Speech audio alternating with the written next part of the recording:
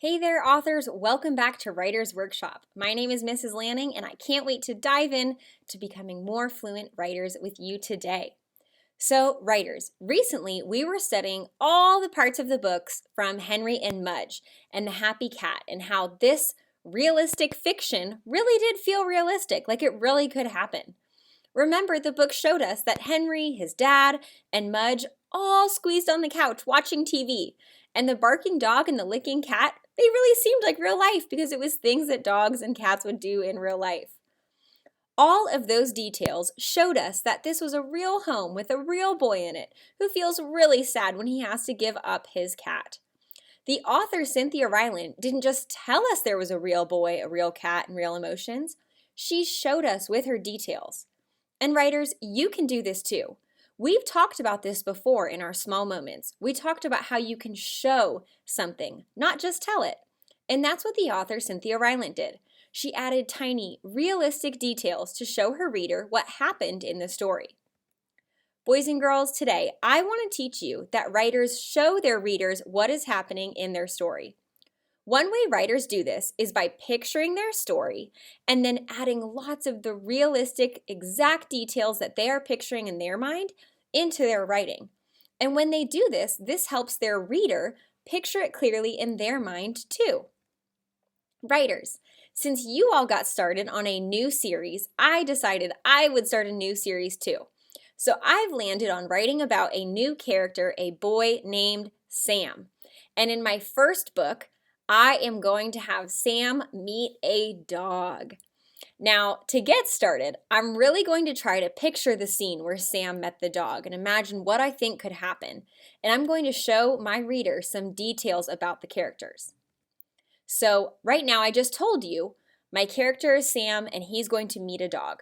That's what I told you. But remember, now for my readers, I want to show them. I want to go into that detail. I really want to zoom in on the character of the dog. So let's see. I have this one part right at the beginning where Sam met the dog and Sam was afraid of the dog. He was afraid of the dog. But in my mind, this is really a funny moment because I imagine that the dog is actually kind of tiny and cute. So let me tell this first. Remember, I'm first going to practice just by telling it, and then we can go into the details to figure out how to show it. So if I tell it, I would just say, the dog was cute. Now I want everyone to imagine in their head, when I say the dog was cute, what do you imagine? Yeah, I hear one friend says that they imagine a big fluffy dog. I imagine one friend says that they imagine a dog with spots on it. One friend says that they imagine a fluffy, poofy dog. We all kind of imagine different things because I just told you it was a cute dog, but I didn't really go into details describing it. And remember, if I look back at that Henry and Mudge book, Cynthia Ryland, she does a really great job of showing us the animals, not just telling us, but showing us. For example, when she talks about how the cat is shabby and kind of scrawny, she shows us in her detailed pictures, and she also writes very good adjectives and describing words. For the cat, she wrote, it had a saggy belly, skinny legs, and fur that looked like mashed prunes. Mashed prunes? I don't think I've ever eaten those. It sounds kind of gross. But Cynthia Ryland really wanted to show us and have us picture that cat in our mind, so we all had a very clear picture. She used those tiny details, like saying that it had a saggy belly and skinny legs. So when I think about my dog that Sam is meeting, instead of just telling and saying the dog was cute, I'm thinking I can show him to my readers. I'm going to picture him in my mind. So I want you to imagine what I'm sharing with you. I'm going to show you. The dog has floppy ears, a wagging tail, and a happy grin, and he's small and cute. He has brown fur with a white little spot on his chest. All right, so I want to see if the next photo is what you're imagining because I was very specific and I chose to show you, not just tell you it was a cute dog.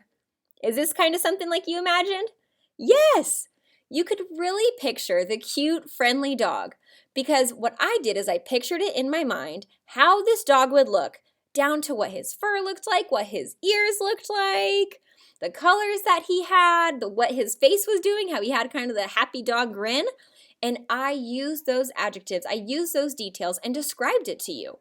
And now when you are reading the story or when I'm telling you the story, you can imagine clearly in your head what this dog looks like. So now you can laugh with me when I say that Sam was afraid of this dog because this dog was so tiny and cute and had a happy grin.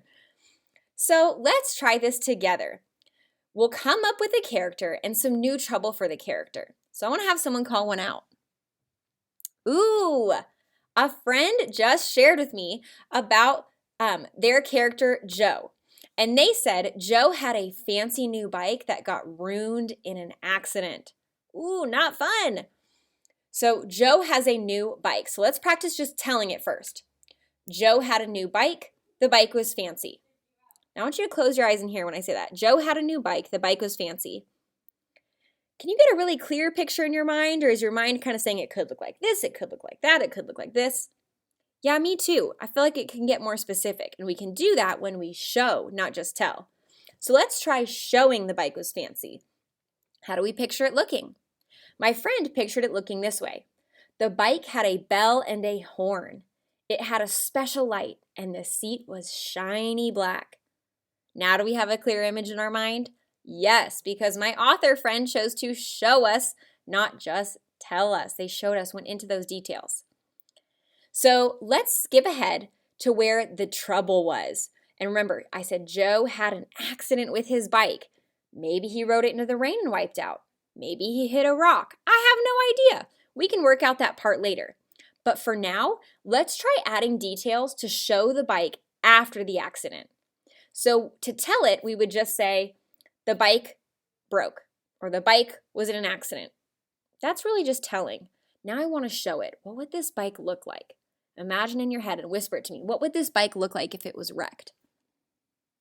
Ooh, I heard some friends say it could be broken. It's covered in mud. The horn is missing. The bell is smashed. The seat was ripped. The wheel was missing. The handlebars bent.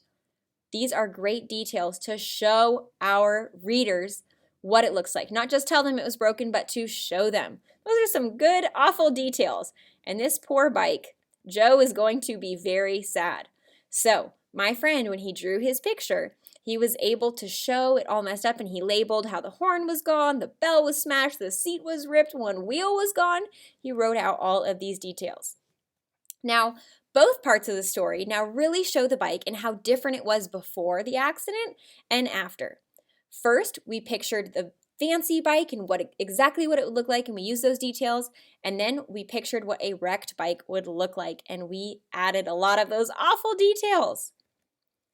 Now, that was describing the bike, but it's important to remember that we also can add details about the setting. And remember, setting is where and when the story takes place. And we can add those details showing our readers, not just telling them.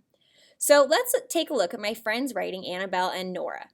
Annabelle was trying to figure out how to show, not tell about the place, but to show it in her setting. And she decided that her character goes into a dark attic. An attic is a room on top of the house where people store things they don't use, like old boxes or even winter coats. And Annabelle said she's never been in an attic because her house does not have one. But her partner, Nora, came up with a great idea. Even though they had never been in an attic, they could picture other creepy places that they've been in. They've chosen to describe this attic as a creepy place. So Nora thought of her creepy basement, and she has a room below her house where her family stores boxes. So they thought about that place and added all the details so that attic sounded so real and creepy, which is what they wanted to do. The attic was creepy, so that's just telling, but I want you to see how she's now going to show us. It had spiders and cobwebs and dark corners. It had dark places and no windows. Creepy! Ooh, isn't that a helpful strategy? I love the way they figured out their own strategy when things got hard. When they had a hard time imagining an attic, but they knew they wanted to make the attic a creepy, spooky place, they imagined another creepy, spooky place they had been into and seen what details, specific details, they could use to show their reader, not just tell them. And you might want to do what Annabelle and Nora did in your own stories. You'll think of real places, think of real people, think of real animals, and add those details into your story to show, not just tell. Writers, as you go off, remember that the tiniest details can make a difference. We want to help our readers make a clear image in their head as they read our stories. Like I said, when I went into further detail about the dog, you were able to laugh with me when we said it was kind of silly that Sam was so scared to meet this tiny, fluffy, cute, soft brown dog with a smile on his face and big old floppy ears, right? You were able to picture it clearly.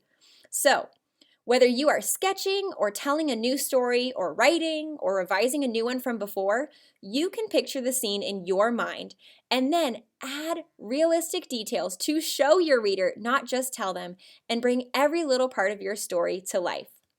All right, writers, it's your turn. I can't wait to see what you come up with. Writers, go write.